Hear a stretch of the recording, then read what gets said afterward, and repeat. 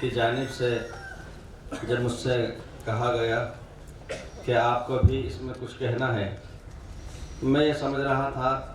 کہ 5-7 منٹ صرف مقامی نسبت سے مجھ کو بھی شریک ہونا ہے اور کچھ بات تمہیداً یا ترغیباً یا ماحول کے مناسبت سے عرض کرنی ہے۔ یہاں پر جن مجلسوں میں ماہرین اور ملکہ طامہ رہنے والے حضرات، طویل تجربہ رکھنے والے اور اس موضوع سے اشتغال اور اختصاص رکھنے والے حضرات کے خطابات، محاضرات، ان کے کلمات، ان کی گفتگو جب سننے میں آئی تو ایسا معلوم ہو رہا تھا کہ سمندر کے سامنے قطرے کو کہا جا رہا ہو کہ تجھے بھی کچھ کہنا ہے۔ میں نے بہت معذرت کی، لیکن یہ حضرات اپنے بات پر مصر رہے۔ میں سمجھا کہ اب اگر زیادہ میں معذرت کروں گا تو یہ سمجھیں گے کہ یہ اپنے آپ کو ہمارے ساتھ سے علیحدہ رکھنے کی کوشش کر رہا ہے اور بچنے کی کوشش کر رہا ہے۔ اس لیے پھر میں نے غور کیا، چونکہ پڑھنا پڑھانا مسجد مدرسے ہی کا کام ہے، اس لیے میں نے حدیثیں وغیرہ بھی دیکھیں، اشارۃ الساعۃ سے متعلق ملاحن، فتن وغیرہ علامات۔ مجھ کو ایسا لگا کہ اس موضوع پر تو ماشاءاللہ بہت سا مواد موجود ہے، تحریری طور پر موجود ہے، اور جن حضرات کے یہاں خطابات ہوتے رہے ہیں ان حضرات کی گفتگو کے اندر ان موضوعات پر بہت ہی اچھے انداز سے مفصل، مدلل اور مبرہن گفتگو آ چکی ہے۔ اس لیے اس مضمون سے ہٹ کر کے میں 2-4 باتیں غیر مرتب عرض کر رہا ہوں۔ نحمدہ و نصلی علی رسولہ الکریم، اما بعد۔ ہمارے ہاں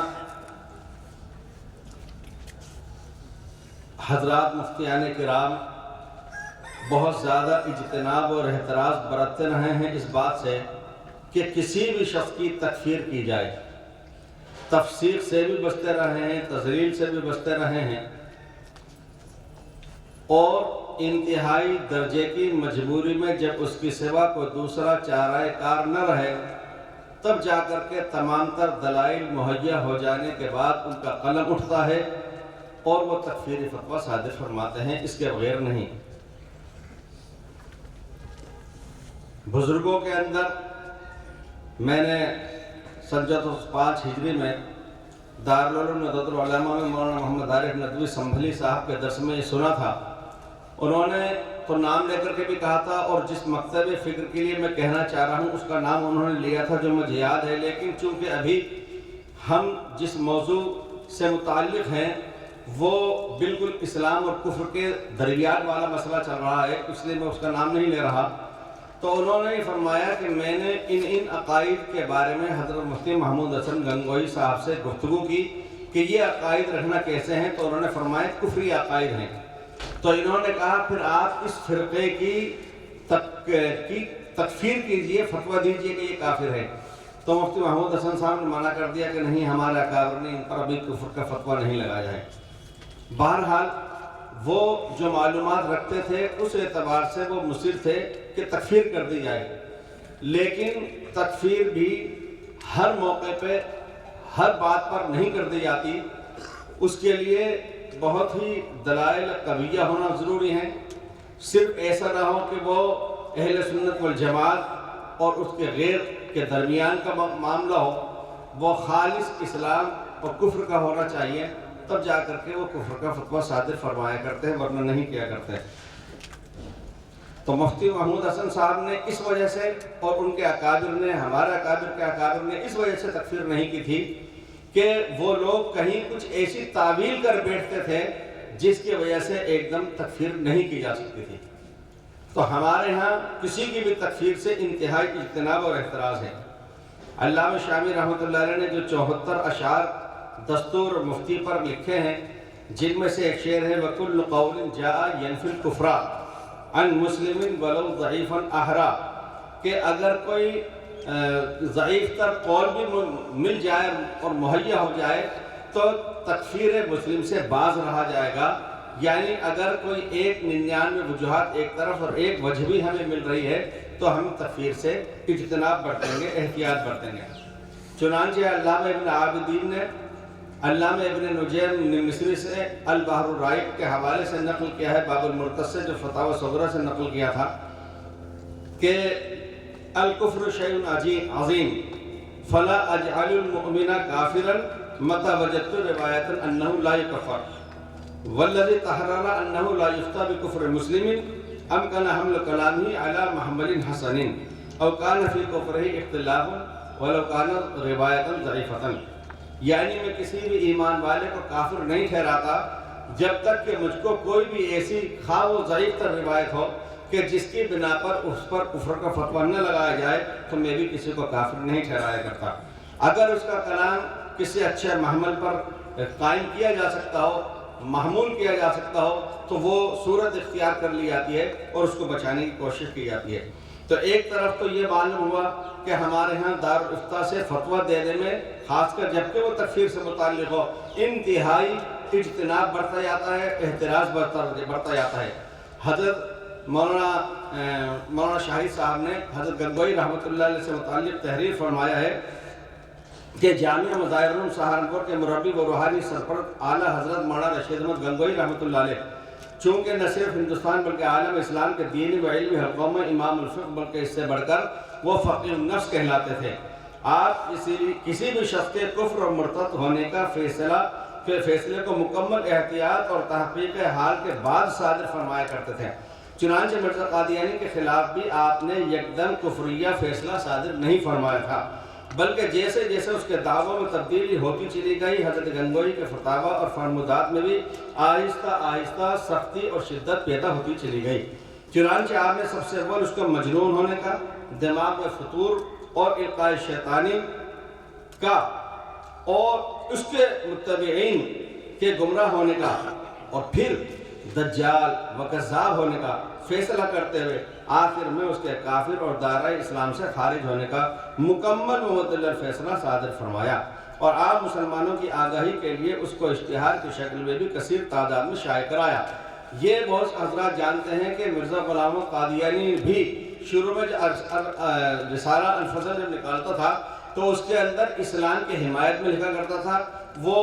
آریہ سماجیوں کے اعتراضات کے جوابات لکھا کرتا تھا، وہ عیسائی پادریوں کے مناظراتی چیلنجوں کے جوابات لکھا کرتا تھا. اس لیے علماء حق اس پر مطمئن تھے چلو اس موضوع پر اس میدان میں یہ کام کر رہا ہے. لیکن دھیرے دھیرے تدریجاً آہستہ آہستہ ان کے دعووں میں جو تبدیلیاں آنے لگی تو اسی اعتبار سے ہمارے اکابر کے فتووں میں بھی شدت اور حدت آتی چلی گئی. ایسا نہیں ہے کہ معمولی سے بات پر اس کو ایک دم سے کافر ٹھہرا دیا ہو. تو اس سے یہ معلوم ہوا کہ ہمارے اکابر یا مفتیان کرام دارالافتاء سے فتوے صادر جو ہوا کرتے ہیں وہ ایسا نہیں ہے کہ کوئی مضمون نگار مضمون لکھ کر کے اور اس کو شائع کر بیٹھا، بلکہ بہت ہی بڑی ذمہ داری کی بات ہے، نازک بات ہے. اب اندازہ لگایا جائے کہ جن حضرات نے شکیلیت کے عنوان پر شکیل بن حنیف کے اوپر جو تکفیری فتوے صادر فرمائے ہیں، انہوں نے کتنی رعایتوں کے بعد، احتیاطوں کے بعد، اجتناب کے بعد، احتراز کے بعد اور آخر کے اندر جب اس کے سوا کوئی چارہ کار نہ رہا تب جا کر کے انہوں نے اس کے اوپر کفر کا فتویٰ صادر فرمایا ہے.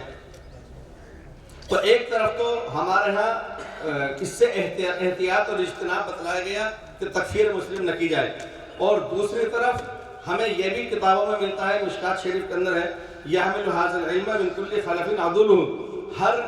آنے والے بعد کے آنے والے نیکوکار اور صلاحکار لوگوں کے اندر سے ایسے حضرات بھی ہوں گے جو اپنے سابقین سے، اپنے پہلوں سے، اپنے پیشرو حضرات سے وہ اس علم کو لیں گے. ينفون عنہ تحریف الغالین، جو غلو کرنے والوں، تجاوز کرنے والوں کی تحریف کو مٹا کے اور ختم کر کے رکھ دیں گے. وانتحال المبتلین، اور باطل کاروں کے اور غلط کاروں کے غلط نظریات اور غلط کاریوں کو ختم کر دیں گے. وتعویل الجاہلین، اور جاہلوں کی، ناواقف لوگوں کی تعویلوں کا کے پرچے اڑا کر کے رکھ دیں گے. یعنی کتاب و سنت کے معنی مرادی جو چلے آ رہے ہیں 1400 سال سے، جو صحابہ کرام سے، تابعین سے، محدثین سے، شراح حدیث سے چلے آ رہے ہیں، ان سب سے ہٹ کر کے وہ اپنی خود کی ایک نئی ساخت پیدا کرتا ہے، اپنی پرداخت پیدا کرتا ہے، اپنی ایک نئی تفصیل اور تشریح اور توضیح کر رہا ہے، تو وہ چیز ان کے مقابلے میں یقیناً کارآمد نہیں ہوگی۔ اور وہ نیکوکار لوگ بعد میں آنے والے حضرات، وہ اس کی تحقیق اور تدقیق کرنے کے بعد اس کی حقیقت واضح کر ڈالیں گے، اور اس ایسا طبقہ امت مسلمہ میں ہر وقت انشاءاللہ باقی رہے گا۔ اسی کے تحت میں سمجھتا ہوں کہ آپ اور ہم جو یہاں جمع ہوئے ہیں، جس مناسبت سے، جس موضوع پر، وہ اس دور کا انتہائی نازک اور بہت ہی حساس اور بہت ہی ضروری اہم ترین مسئلہ ہے۔ ایک مکان بن رہا ہے، اس کی منزلیں چڑھاتے رہنا اس کی ترقی ہے۔ ایک کشتی ہے، جہاز ہے، اس کے اندر ترقی کرتے رہنا، اس کو بڑھانا اس کی ترقی ہے۔ لیکن اگر کوئی شخص اس جہاز کے اندر سوراخ کر رہا ہو، اگر کوئی شخص کسی مکان کے اندر جوہری کے یا سنار کے وہ نقب زنی کر رہا ہو، تو اس وقت میں اس پر منزلیں چڑھانا، رنگ روغن کرانا، یہ کوئی دانش مندی نہیں کہلاتی۔ اس وقت کا سب سے بڑا اہم تقاضا یہ ہوتا ہے کہ نقب زنی کو روکنے کی کوشش کی جائے، اور جہاز کے اندر سوراخ کرنے والوں سے اس کی حفاظت کی جائے۔ اسی طرح سے بلا شک شبہ دین کی دعوت اور دین کی محنت، دین کی خدمت اور دین کے دفاع میں اس وقت کا ایک بہت ہی حساس موضوع وہ دفاع ہے۔ اور بہت سے مناسبت اور وقت ایسے ہوا کرتے ہیں جہاں پر اقدام پر دفاع فوقیت لے جاتا ہے، اور دفاع کی بھی دو صورتیں بنتی ہیں۔ ایک دفاع کی صورت یہ ہے کہ کوئی شخص صرف اور صرف، جیسے پرانے زمانے میں ہوا کرتا تھا، کہ ایک ڈھال لے کر کے میدان میں چلا جائے۔ اگر کوئی شخص دفاعی پوزیشن میں جاتا ہے، یہ ہو سکتا ہے، یہ ممکن ہے کہ وہ جنگ شکست نہ کھائے، وہ ہارے نہیں، اس کی اپنی جان بچ جائے، وہ زخمی ہونے سے بچ جائے، یہ ممکن ہے۔ لیکن اتنا بھی یقینی ہے کہ وہ جنگ جیت نہیں پائے گا۔ جنگ جیت جانے کے لیے یہ ضروری ہے، اور محاذ پر کامیاب ہونے کے لیے یہ لازم ہے کہ جہاں ایک طرف اس کے ہاتھ میں ڈھال ہے یعنی دفاعی نظام ہے، وہاں پر اس کے دوسرے ہاتھ میں تلوار یعنی کہ اس کے اندر اقدام کی صلاحیت ہونی چاہیے۔ ہم لوگ ماشاءاللہ کل سے یہاں بہت سے جو موضوعات چل رہے ہیں، اس کے اندر یہ بات بھی آ چکی ہے وہ تفصیل کے ساتھ میں، کہ اصل میں جیسے میں ہوں مدرسے میں پڑھنے پڑھانے والا آدمی، تو اب میں کیا کروں گا عام حالت میں، اب تک کے طبعی حالت میں، کہ جو نشانیاں، جو علامات بیان کی گئی ہیں بس وہ بیان کر دوں گا۔ لیکن ضرورت اس بات کی ہے کہ ایسے موقع کے اوپر سامنے والے کے دجل و فریب کو سمجھنا یہ بھی ضروری ہے۔ ایک بہت ہی عامیانہ مثال ہے اور جو حقیقی واقعہ بھی ہے کہ ایک جماعت کہیں گئی، اس میں ایک طالب علم کو جدید مدارس میں اوسط تک پڑھا ہوا تھا، متوسط تعلیم تک پڑھا ہوا تھا، یعنی آدھا مولوی، چھٹیوں میں وہ جماعت میں گیا، اس کو سمجھایا گیا کہ دیکھو امیر صاحب کی اطاعت کرنا، اپنی طرف سے کچھ نہ بولنا، جیسے ہی کہیں ویسے ہی کرنا، اس سے ہٹ کے کچھ نہ کرنا۔ خیر بہرحال جب وہ گشت کرنے کے لیے گئے تو جماعت کے ساتھیوں نے اس بیچارے آدھے مولوی صاحب کو گشت کے اندر متکلم بنا دیا۔ اب جب بات کرنے گئے جہاں پر گفتگو کریں، اور یہ حرام ہے اور یہ شرک ہے، یہ کفر ہے، یہ گناہ کبیرہ ہے، اس پر اللہ کی لعنت ہے، جو آپ کر رہے ہیں اس کا جواب دینا بھاری ہو جائے گا، یہ بات وہ کرتا رہا جو اس کا اپنا علم تھا۔ خیر گشت کر کے جب آئے تو ساتھی کو مزید بستی کے ساتھ میں نہیں آئے۔ امیر صاحب نے دوسرے دن ایک بیچارے بوڑھے میاں جی کو جو پڑھے لکھے بھی نہ تھے لیکن اس لائن کا تجربہ رکھتے تھے، ان کو متکلم بنایا۔ اب وہ دوسرے دن جو گئے تو اب جب ملاقاتیں کرنے گشت کے اندر، دیکھو بھائی، دیکھو اللہ نے ہمیں آپ کو بھیجا ہے، کاہے کے واسطے بھیجا ہے بھائی، وہ کہہ کر کے سادہ دو جملے جو بولے، اور ہمیں تو کچھ بھی نہ آوے بھائی، بس تو ہمارے ساتھ چل بھائی۔ تو جب لوٹ کر کے آئے تو ماشاءاللہ ایک جمع غفیر مسجد کے اندر آ رہا ہے۔ اس سے یہ معلوم ہوا کہ صرف اور صرف کتاب علم ہی ہمیں کافی نہیں ہے، اس کے ساتھ ہمیں اس میدان کے لیے مقابلہ آرائی کے لیے تجربے کی ضرورت ہے۔ ابھی آپ حضرات نے دیکھا ماشاءاللہ نظر دور علماء کرام کا تو خیر مقام ہے، لیکن ہمارے انجینئر کفایت اللہ بھائی نے جس انداز سے، جس طریقے سے اپنے تجربات کی روشنی میں جو باتیں رکھی ہیں، بلا شک شبہ وہ بہت اہم، بہت ضروری ہیں۔ اور کبھی کبھی ایسا بھی ہوتا ہے، ہمارے حضرت مفتی محمد حسن گنگوئی رحمۃ اللہ علیہ اس بات کو فرمایا کرتے تھے کہ الزامی جواب کی بھی ضرورت پڑا کرتی ہے، اسی لیے ان کے ہاں بہت مقامات ایسے ملفوظات میں آپ دیکھیں گے کہ پہلے الزامی جواب دے کر اس کو ساکت اور خاموش کیا، اس کے بعد تحقیقی جواب بھی دے رہے ہیں۔ ایک موقع تھا جب دارالعلوم دیوبند کے مبلغ مولانا ارشاد احمد صاحب تشریف لائے تھے راجستھان بیکانیر ضلع میں، گاؤں دیہات کے علاقے میں بدعت و خرافات وہاں پر اب صاحب وہ کسی کا انتقال ہو گیا، چھوٹی آبادی تھی، یہ بھی ان کے ساتھ تدفین کے لیے شامل ہونے چلے گئے۔ تو جب واپس ہونے لگے تو امام صاحب نے الگ الگ موقع پہ کچھ کچھ فاصلوں سے رک کر کے الفاتحہ کہہ کر کے ہاتھ اٹھائے، اور وہ 8 مرتبہ وہ 7 مرتبہ انہوں نے اس طرح سے کیا۔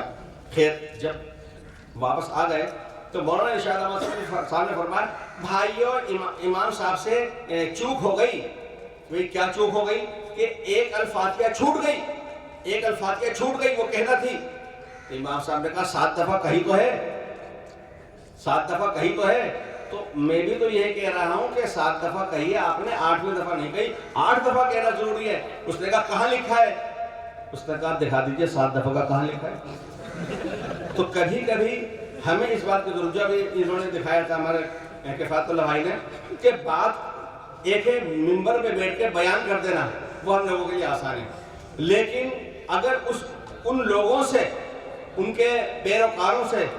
پرچارکوں سے گفتگو کرنی ہے، اس کے لیے وہ تجربہ ضروری ہے جو ابھی کفایت اللہ بھائی ہمارے آپ کے سامنے پیش فرما رہے تھے۔ تو ایک طرف تو تکفیر سے منع کیا گیا، اور دوسری طرف یہ کہا گیا کہ ہر دور میں ایسے نیکوکار ہونا چاہیے کہ جو ابطال باطل کر سکیں، احقاق حق کر سکیں۔ اس کے بعد مشکاۃ شریف میں علامہ محمد بن سیرین امام المعبرین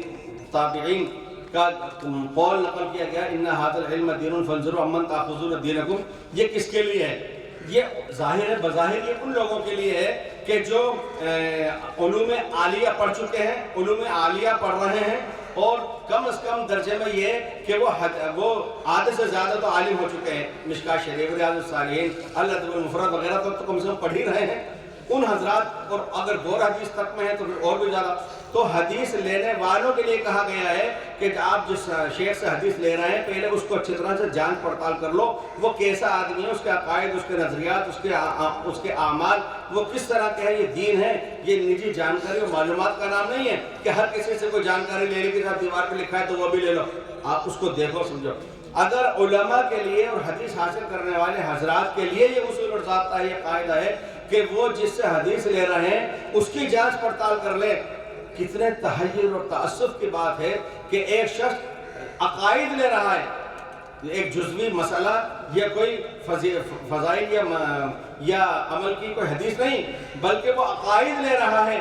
ایمان تبدیل ہونے کے سبب بن رہا ہے، اس کے باوجود وہ نہیں دیکھ رہا کہ میں جس کو لے رہا ہوں وہ خود کن صفات کا حامل ہے۔ ایک موقع تھا جب